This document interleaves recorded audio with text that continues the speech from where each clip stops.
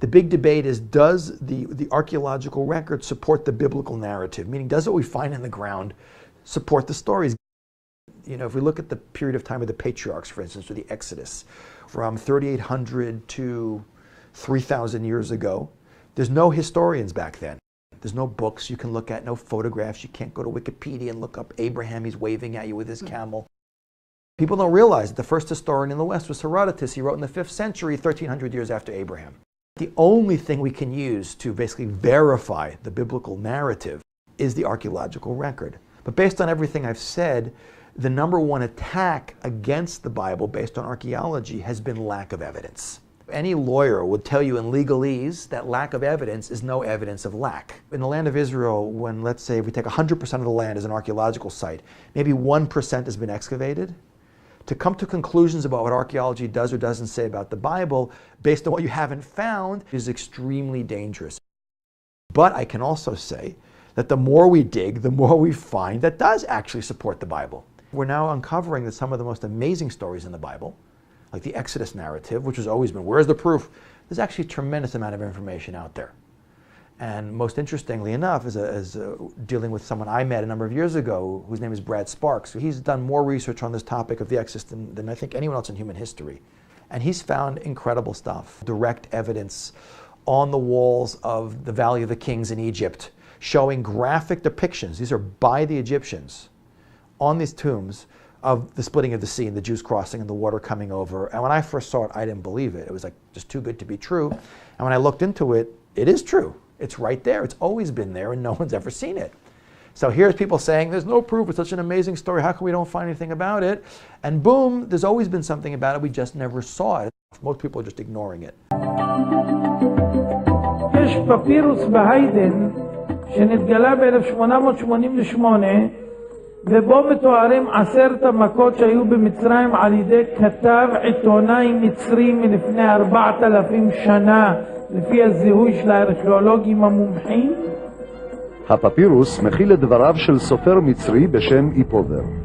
מרוח הדברים של הכותב ניכר בעליל שאין הוא כותב שירה או נבואה כלשהי לעתיד, אלא תיאור קשה של מאורעות יוצאי דופן שהוא עד להם. החוקרים הצליחו לשחזר רק חלקים מהפפירוס. אנו מביאים מקצת מן ההקבלות בין פסוקי התורה לפפירוס המצרי.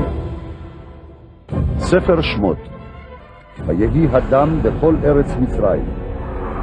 פפירוס, מכות בכל הארץ, דם בכל מקום. ויהפכו כל המים אשר ביאור לדם.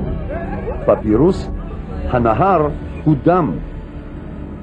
ויחפרו כל מצרים סביבות היאור מים לשתות, כי לא יכלו לשתות מממי היאור.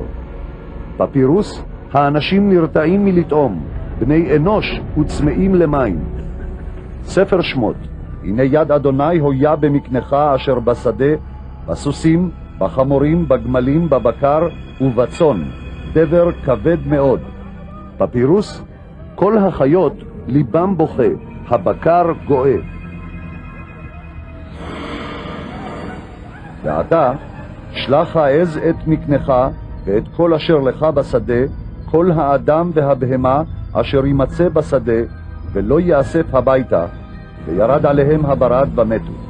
פפירוס, ראה, הבקר הופקר ואין איש שיאספם יחד, כל אחד מחפש רק את אלו החתומים בשמו. ספר שמות, ויקם פרעה לילה, הוא וכל עבדיו, וכל מצרים, והיא צעקה גדולה במצרים, כי אין בית אשר אין שם מת.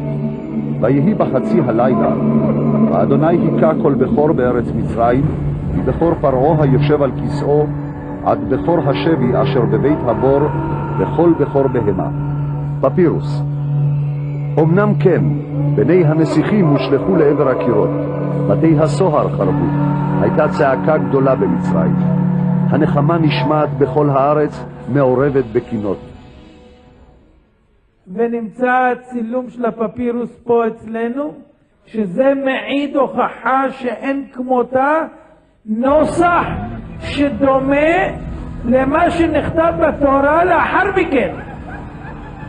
הוא כתב את התיאור שלו לפני, התורה נמסרה אחרי. והפפירוס הזה נתגלה. אתה מבין בכלל מה זה ממצאים ארכיאולוגיים?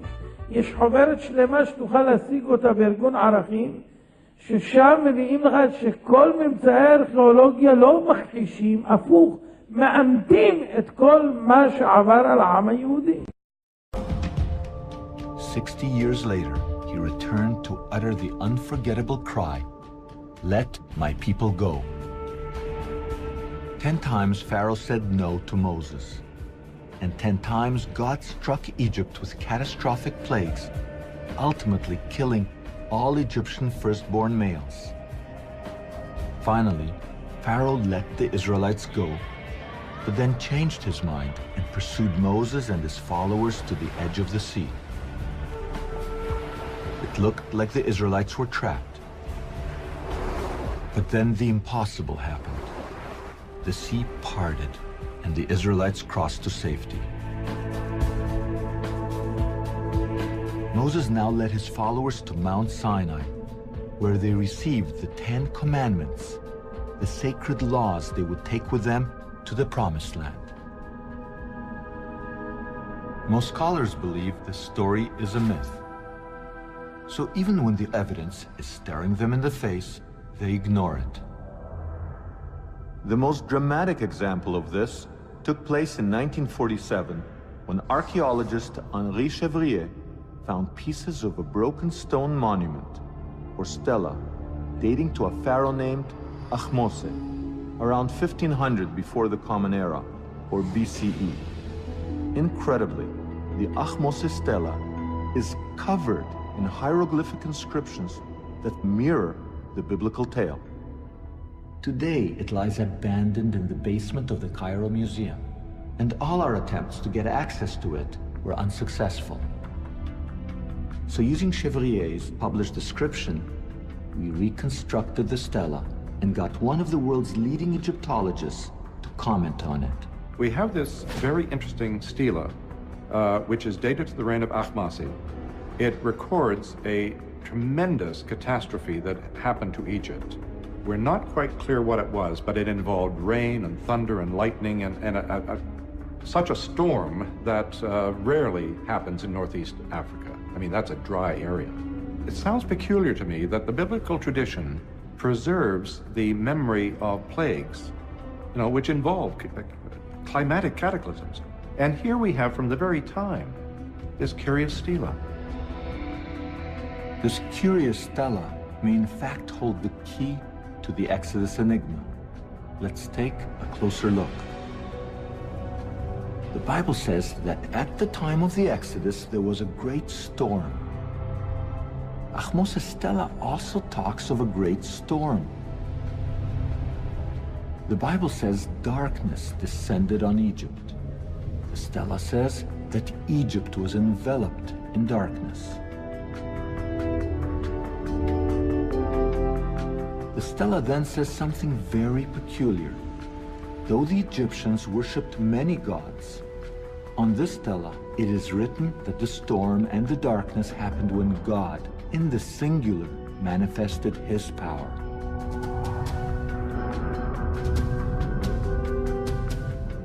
The Bible describes Pharaoh, but never names him. Because of this stela, we now know his name. Ahmose. While most of the possible artifacts found off the coast of Nuweiba are covered with coral, one significant discovery was not. There is one find at the Nuweiba location that is of great interest, and that is the gilded wheel. It is a wooden basic structure of the wheel and is covered with gold, or electrum. It's a mixture of silver and gold, and corals have not been able to grow on it. It's been very well preserved. Although it's very fragile, it seems like the wooden content has been dissolved. So I mean, you could break it if you would try to remove it. After its discovery, the fragile wheel-shaped veneer was photographed, then left in place on the seafloor. Later analysis revealed that its dimensions and design resembled four-spoke chariot wheels painted on an 18th dynasty tomb wall near the biblical date of the Exodus.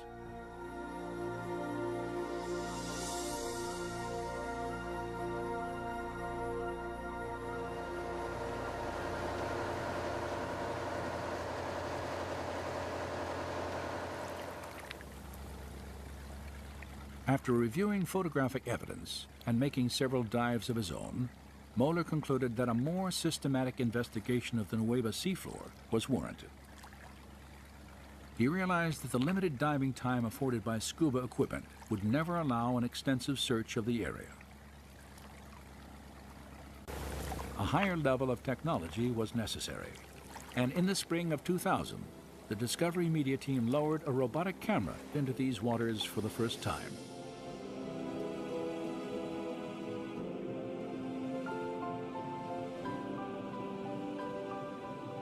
This has never been done. No one have been in the area at all with a remote control camera.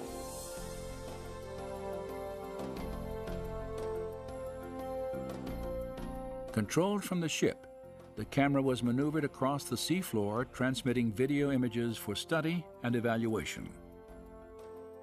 We have been down to some 80-90 meters, so we can go deeper down that we can't do with ordinary diving, and we can be down as long as we like. As in his previous searches at Nueva, Moeller scrutinized the coral for specific shapes. We can see that because it's a 90-degree angle. You see the seabed here, there are some structures that are just a little bit above the surface of the seabed. They have a cross-like appearance, it's 90-degree angles, and there's a hole in the middle. So the hub would be here? Possibly a hub there, yeah. And the wheel would be a circle around. This would be the rim of the wheel here? Yeah. Okay. So this could be a spoke here, possibly? Yeah, possibly a spoke? Yeah. What would the diameter of that rim be? That's a good question, but we would expect it to be about 1 meter, about 3 feet wide. Okay. In diameter.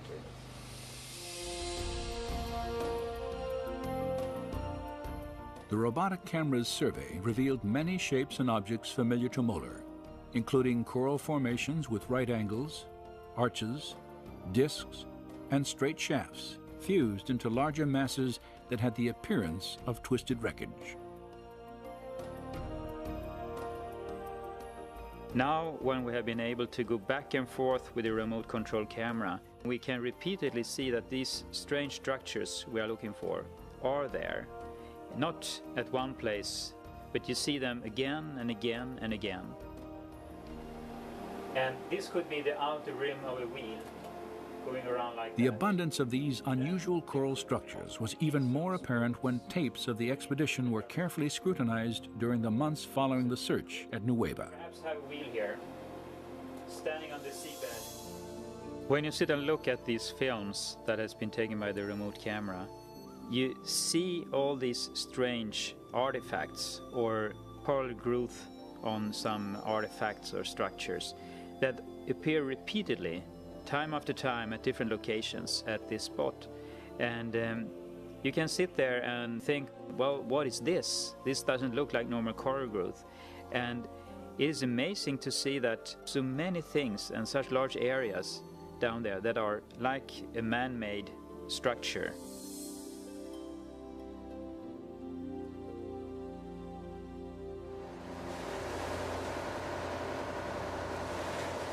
While the robotic camera logged hours of video documentation, Viveka Pontien and other divers on a second research vessel used metal detectors to evaluate specific structures on the sea floor.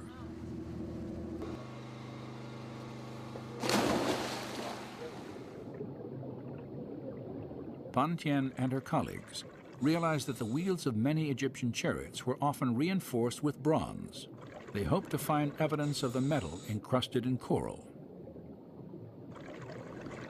A scan of this formation indicated a circular metallic pattern around its edge, perhaps evidence of the broken rim of a chariot wheel. Other coral formations examined also contained fragments of metal.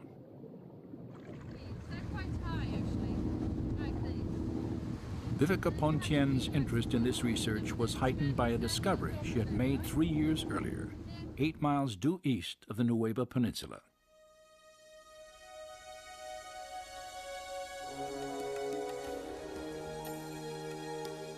During her stay in Saudi Arabia, Pontien not only searched for Mount Sinai, she also made several dives in an attempt to document evidence of the Egyptian army on the Saudi side of the Gulf. And the Bible tells that Israel saw the Egyptians lying dead on the shore after they came across. So I figured there must be some stuff on the Saudi side. At one spot there is like a very shallow sort of land tongue going out in a straight angle towards Nueva. You could tell it by the shift of the color of the water. You could see how it was turquoise far out, you know. So I thought this would be interesting for exploration, so we did some dives near to that.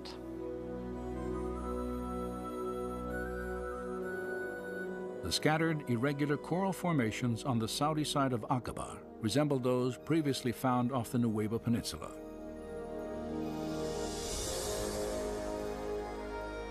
In the midst of them, Pontien photographed this circular object attached to what appears to have been a broken axle or hub. This discovery was significant for 2 reasons. Pontien had documented the coral-encrusted form of a wheel with dimensions similar to ancient Egyptian artifacts directly across from the proposed Nueva crossing site. Her find also provided independent confirmation of earlier evidence establishing wheel-like formations on both coasts of the Red Sea, in accordance with descriptions in the biblical record. And the Lord looked down on the Egyptian army, and he made the wheels of their chariots come off.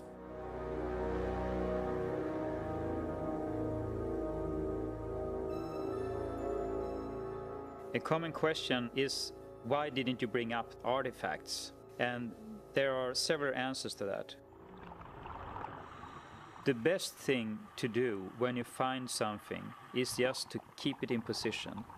Document it, but keep it in position. It's very easy to destroy anything. And the other thing, it's illegal to remove artifacts, but also you're not allowed to bring up any corals from the Red Sea. While Egyptian environmental laws prohibit removal of any coral for scientific dating and analysis, photographic evidence may provide a link to the time of the Exodus.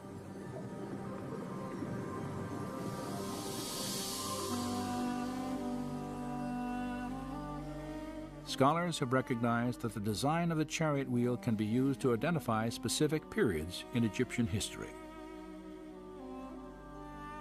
In the waters of Aqaba, it appears that remnants of 4- and 6-spoke wheels have been discovered. These designs were used simultaneously only during Egypt's 18th dynasty and no later than about 1400 BC, a time frame that coincides closely to the biblical date of the Exodus.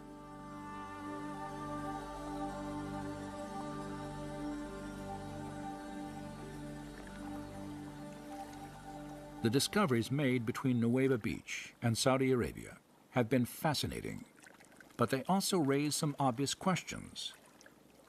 If God parted these waters, how could a large group of people, including the elderly and the very young, have walked across the Gulf of Aqaba?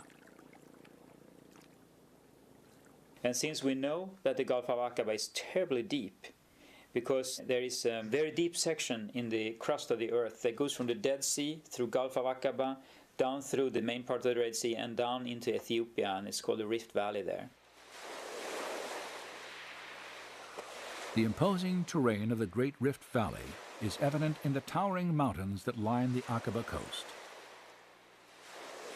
They drop straight down into the sea, creating an underwater canyon more than a mile deep, a seemingly impassable divide, even if devoid of water.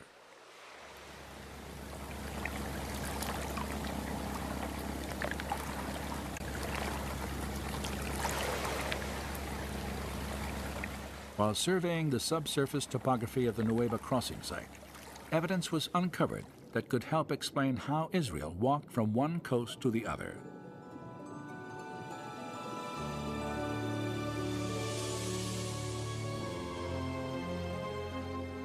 At its deepest points, the Gulf of Aqaba plunges more than 5,500 feet. Yet the ocean floor off the coast of Nueva Beach rises up several thousand feet from this trench, creating a wide, flattened ridge that the Israelites could have crossed once the Red Sea was divided.